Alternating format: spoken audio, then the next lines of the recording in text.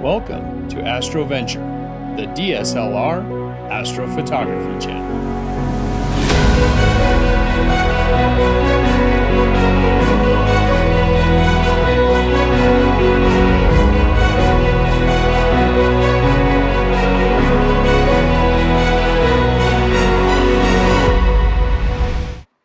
Welcome back, Astroventurers. If you're new to this astrophotography channel, my name is George, and this is the astrophotography channel for DSLR and mirrorless camera bodies, combined with the lenses we already own and a simple star tracker like the Skyguider Pro or the Star Adventurer. Over time, as this channel has grown, I've received questions from different viewers as to my kit, what it is that I use when I am shooting out in the field, and I decided to go over all the different components that make up my shooting kit and why I went the way I did and why I made the decisions that I did in the choice of equipment. So let's get started. First off, at the base, you'll notice I have a pretty ghetto looking tripod. Originally, I was using a high-end Manfrotto tripod. The serial number off of it escapes me at the moment. But I wanted to go with something heavier duty with extreme stiffness and rigidity, as well as weight. Now, how I ended up here, I have the ability to weld. I'm not good at it, but I can weld. And I decided to make this tripod out of angle iron. And a couple things played into that. One, I have a van to be able to transport all of my gear back and forth. So I didn't need the collapsibility and portability.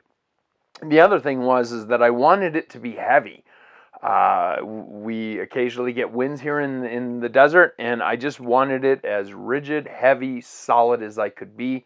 And so that's why I went with this tripod. Moving on from the tripod, my choice of star tracker. As you can see here, I am using a Skyguider Pro. What brought me to the Skyguider Pro, after lots and lots of research between the Star Adventurer and the Skyguider, both of them outstanding equipment. I can't knock either one of them, but what gave me the edge, or pushed me over the edge I should say, to bring me to the Skyguider is the fact that the Skyguider offers you the ability to do an upgrade or purchase it originally from iPolar with the iPolar camera passing through the center of the Skyguider. This means that it's a more compact system. It's, you know, it's buried away. It's nice and easy. I don't have to add anything to it.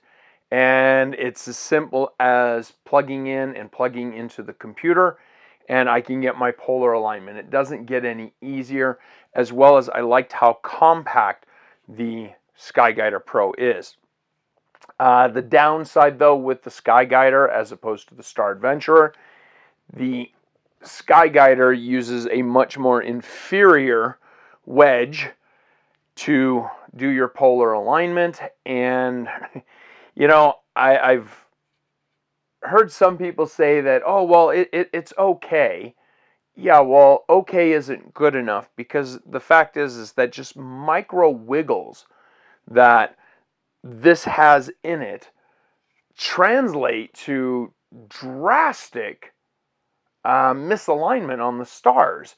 And so while the Skyguider Pro itself is outstanding, the iPolar upgrade is awesome on top of it. This wedge, not so good, and the Star Adventurer has much better. I know for some people that is an upgrade that people look to do, is buy the wedge from the Star Adventurer. Continuing on, as I said, I did not like the Skyguider Pro wedge, so we're going to move in and take a look at some of the William Optics upgrades I've made. So right off the bat, you'll notice that the wedge down here from William Optics. This is a pricey beast, but it's also a good solid chunk of milled aluminum. And oftentimes I will, and I was in that same boat originally, I will hear from people that the price is really hard for them to swallow. And then once people do purchase this William Optics wedge and they actually have it in hand, it's always the same thing. Oh, wow, now I understand. And so the William Optics wedge has nice large knobs for adjustment. The screws that are on it are fine threaded, and this allows you to make very precise adjustments, and it just doesn't have the slop in it that the SkyGuider Pro base does. So this wedge from William Optics, I feel like, is absolutely a necessity if you really want to take your astrophotography to the next level. And so that's why I went with this William Optics wedge. From there, you'll notice I have my Tamron 150 to 600 millimeter on, and you combine that along with a full frame body and it starts getting heavy, and sometimes you'll find you don't have enough natural adjustment as this is set up. Now there's a couple different options. One, you can add more weight, but the problem is that the theoretical, and I'm going to call it theoretical because it's, in my opinion, there's some of the engineering that could have been better. It's a claimed 11 pounds, but as you add things on, and honestly, you need a mechanical engineer to get in here and discuss all of that. But as you add things to it, it takes down that maximum load. So, with that said, I don't want to add weight, and an option is from William Optics. They sell this extension that screws in on the end, and then you can push your weight out further to counter the weight on the camera end. Again, getting into the mechanical engineering, to which I am not. I know that still does take down the overall weight capacity of the unit, but I would rather extend the weight out than add more weight to the system. Moving on from there, up here, you'll notice that I have this deck adapter from William Optics. I absolutely love this deck adapter. It's not too pricey. I want to say it was $33 at the time that I had purchased it.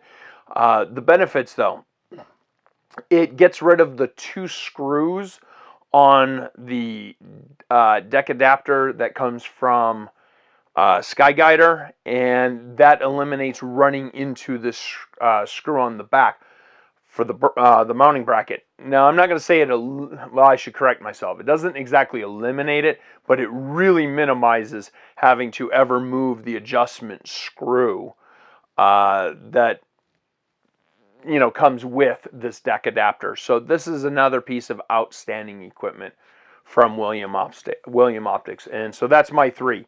The weight extension, the wedge, and then the deck adapter. Next up, let's take a look at my camera choice. Now, I prefer to shoot with Nikon. That's actually more of a holdover from being a photographer and then adapting the tools that I already had. However, I would still make the same choice in the fact that the Nikon sensors tend to be a little bit better at low light. And for that reason, I prefer the Nikons. Now, I do have to say Canon does have some in-body filter availability that the Nikons don't, but you got to choose your poison, and I prefer the Nikons. Now, between the Nikons, I primarily shoot with 2 different Nikon bodies, and this one is my D600. It is an Astro modded full spectrum camera. I had this done through Spencer's Camera, located here in Utah. There is no sponsorship or anything, just saying where I had it done. Could not be happier. Outstanding work. Spencer's was really great with the work that they did on this camera. My other camera that I use is my D7100. The 600 is a full frame, the 7100 is a crop. The reason why I use the 7100, it's a 24 megapixel crop sensor, so it packs quite a bit of information in there. It gives you the artificial zoom of a 1.5 crop factor, meaning that an image shot on a 300 millimeter lens gives you the visual appearance of shooting at 450. So between the two, the 600 I had astro modded, the 7100 is stock. Now why I went the way that I did, the 600 being full frame allows me to take advantage of the hydrogen alpha and a lot of the nebulas that are out there. So my thinking, can't say right or wrong, but my thinking is I wanted the full frame to be modified to pick up some of the larger nebula and gas clouds that are out there on the lower noise body of the full frame D600. Going with the D7100 as a stock crop sensor, the reason for that is because I use this for the smaller objects, some of the very distant galaxies, and I'm not so much after the hydrogen alpha, the reds that are out there. I'm trying to achieve distance.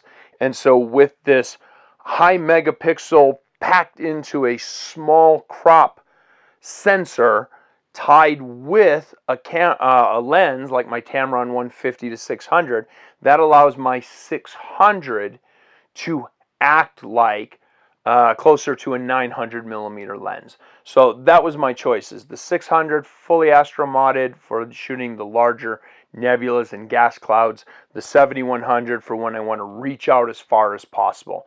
And so those were my primary two choices that I use with my DSLRs. I do have other bodies that I will use from time to time, but these are my go-to workhorses.